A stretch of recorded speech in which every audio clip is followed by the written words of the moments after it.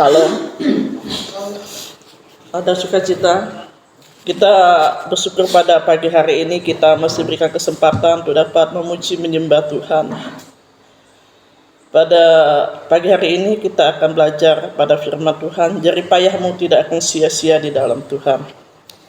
Kita akan buka firman Tuhan 1 Korintus pasal 15 ayat 58. Karena itu, saudara-saudaraku yang kekasih, berdirilah teguh, jangan goyah, dan giatlah selalu dalam pekerjaan Tuhan. Sebab kamu tahu bahwa dalam persekutuan dengan Tuhan, jerih payahmu tidak sia-sia. Kita bersyukur pada pagi hari ini Tuhan ingatkan kepada kita bahwa jerih payahmu tidak akan sia-sia. Firman Tuhan ini memberi kita kekuatan yang baru supaya kita senantiasa berdiri teguh ya, supaya kita tegak. Berarti kita tidak santai-santai dan kita bertumbuh atau kita harus mandiri.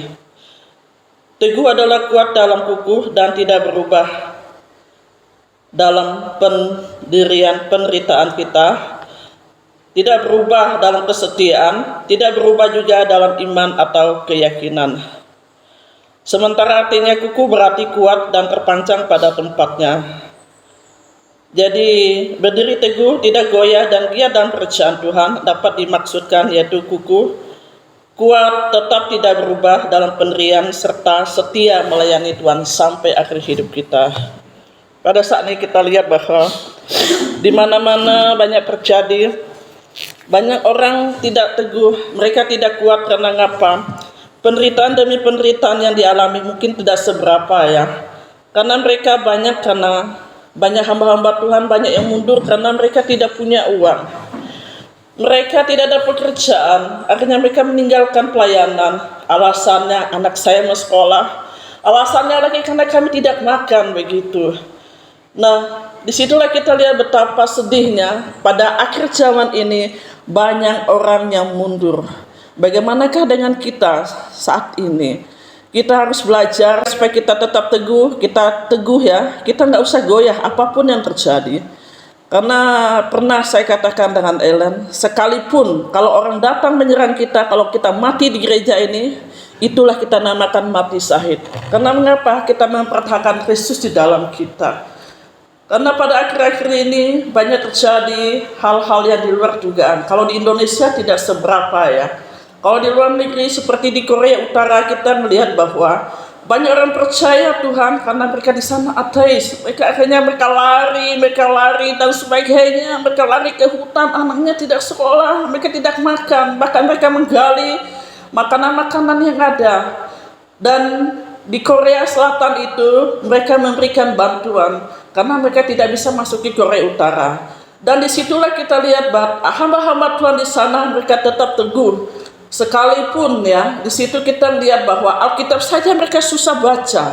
Nah, disitulah kita lihat bahwa di Korea Selatan itu mereka melemparkan, pernah saya lihat sih, pernah Ibu Gembala katakan, baru saya lihat sengaja lewat di konten itu, maksudnya itu, bahwa mereka isi beras di aqua yang 500 ml ke 600 ml itu dikasih beras, dikasih uang $1. Dengan harapan mereka lempar ke laut. Kalau itu sampai kepada Korea Utara berarti diterima dengan baik. Karena mereka di sana banyak yang kelaparan. Tapi mereka tetap teguh, berdiri teguh. Mereka tidak goyah dengan apapun yang terjadi seperti itu. Disinilah kita lihat bahwa kita harus belajar seperti itu. Sekalipun hal itu berat, sekalipun susah, kita harus belajar untuk mencari Tuhan dengan segenap hati kita. Jujur saya juga cukup sedih karena tiba-tiba dari bawah lagu ini juga saya tiba-tiba sedih. Ku mau seperti Yesus. Tuhan, apa yang harus kulakukan seperti ini? Kami sudah berdoa, maksudnya saya sudah berdoa untuk saudara-saudara kami. Udah berdoa, udah bagus, akhirnya dipanggil Tuhan begitu. Karena yang pertama yang dulu itu ada adik saya yang ada dengan nomor 6 namanya Anam itu. Kita berdoa, dia justru pernah dia ngamuk sama saya waktu dia nggak Adi mau di ludahnya, mau lewat begitu kan lucu. Kita berdoa supaya dia bertobat di akhir hidupnya. Bahkan dia sebelum itu dia pernah Dia tempat itu teman saya itu bawa minyak, saya mau bakar rumah aku, saya juga bingung begitu kan. Nah disitulah kita sebenarnya ada jengkel juga, ada marah juga, ada juga itu. Akhirnya kita berdoa supaya dia bertobat di akhir hidupnya tanpa dia disadari bahwa dia sakit akhirnya liver. Saya sih nggak terpeduli karena ngapa, ada rasanya jengkel, kita juga manusia yang akhirnya ada bang saya katakan, Fi kamu lihat perutnya, di situ lihatnya perutnya besar, dan disitulah akhirnya kita semua itu kita berdoa supaya dia bertobat. Nah sesudah itu berjalannya waktu, akhirnya dia sakit dan istrinya ngomong sama saya, Kuku bisa ndak bawa anak ke Serukam? Saya katakan di rumah sakit ini kan bisa, saya bilang kan, karena kita sudah tanya kawan-kawan dan kita berdoa sudah nggak ada harapan begitu, ya 50-50 lah, ya udahlah dalam hati aku kan. Nah terakhir yang bab pertama kedua dikasih tahu, disedotkan, lalu dia bilang waktu itu dia sungguh-sungguh dia nyanyi, dia satu lagu. Sebenarnya dia pelayanan begitu, tapi karena kecewa istrinya seperti itu yang pertama, akhirnya dia lalu lari, nggak pernah lagi. Dulu pernah dia pelayanan, tapi dia satu nyanyi, dia aku ingat waktu di rumah sakit, dia bilang, ku mau cinta Yesus selamanya. Ku mau cinta Yesus selamanya, meskipun badai silih berganti dalam hidupku, ku tetap cinta Yesus selamanya. Ya Aba, Bapa, ini aku anakmu, layakkanlah seluruh hidupku. Ya Aba, Bapa, ini aku anakmu, pakailah sesuai dengan rencanamu.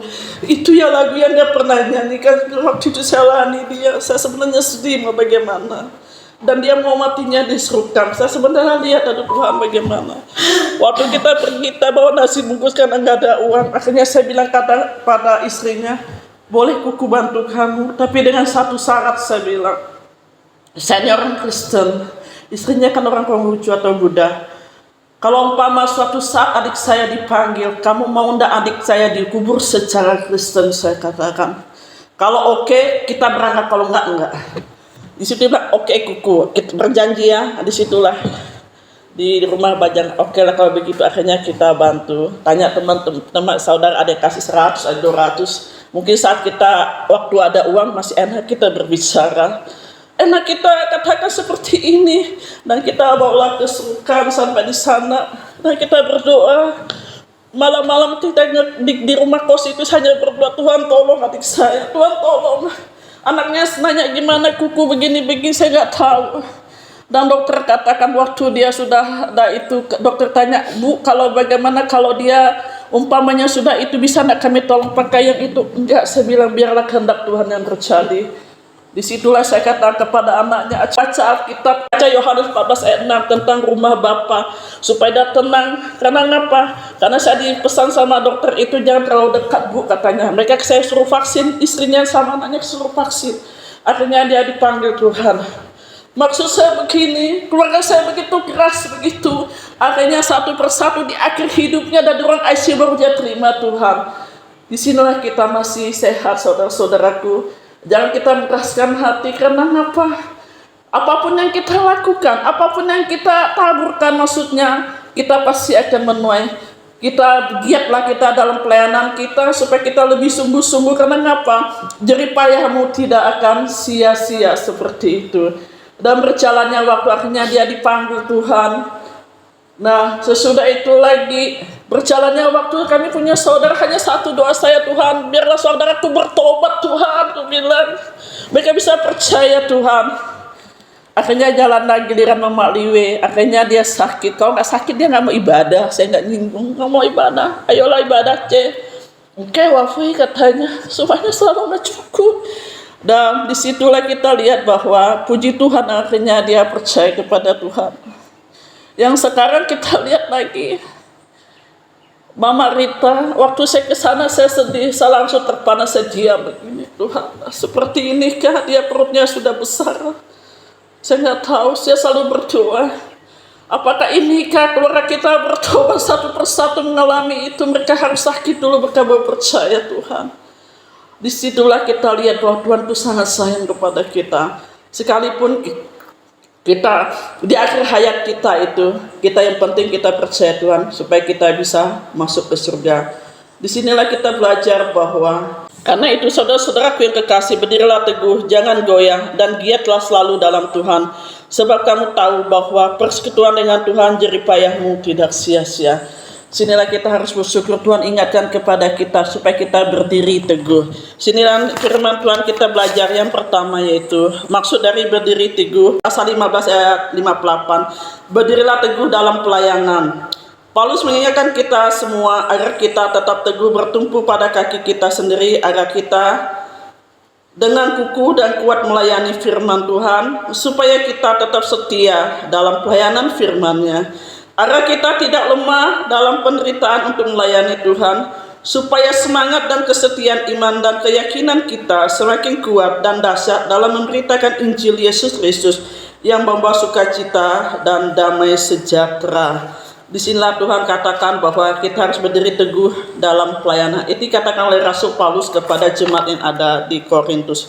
Yang kedua yaitu kita jangan goyah. Rasul Paulus juga mengingatkan kita supaya kita tegak dalam melayani Tuhan, agar iman kita semakin kuat pada ajaran firman Tuhan, supaya kita tidak goyah untuk melayani Tuhan.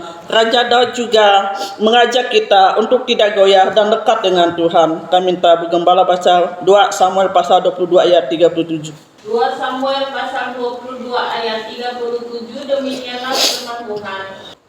Kau berikan tempat lapang untuk langkahku dan mata kakiku tidak goyah. Amin. Amin. Apabila kita hidup bersama Tuhan, Allah kita yang ajaib, maka kita akan kokoh dan kuat. Karena Dia adalah gunung batuku, keselamatan dan kota benteng kita, sehingga kita tidak goyah. Yang ketiga yaitu giatlah selalu dalam pekerjaan Tuhan. Rasul Paulus juga menasihati orang yang percaya supaya kita senantiasa rajin dan bersemangat dalam pekerjaan Tuhan, selalu bergairah dan senang bekerja di ladang Tuhan, supaya kita sungguh-sungguh melayani firman Tuhan, supaya kita selalu giat dalam memberitakan firman-Nya dan sukacita, agar kita memberi diri kita melakukan pelayanan pengabaran Injil Kristus dan semangat untuk kemuliaan nama-Nya. Dan yang keempat, jeripayahmu tidak akan sia-sia. Rasul Paulus juga menyatakan bahwa sesungguhnya jeripayah kita tidaklah sia-sia. Jika kita melakukan persekutuan kita dengan Tuhan, akan sangat bermakna dan bermanfaat dalam pelayanan pekerjaan Tuhan. Tuhan sangat berkenan kepada orang yang melakukan pekerjaan pengabaran Injil Yesus Kristus dengan semangat, lebih bersemangat lagi untuk kemuliaan nama-Nya. Karena itu tetaplah kita setia melayani Tuhan, jangan goyah, sebab jeripayahmu tidak akan sia-sia di dalam Tuhan.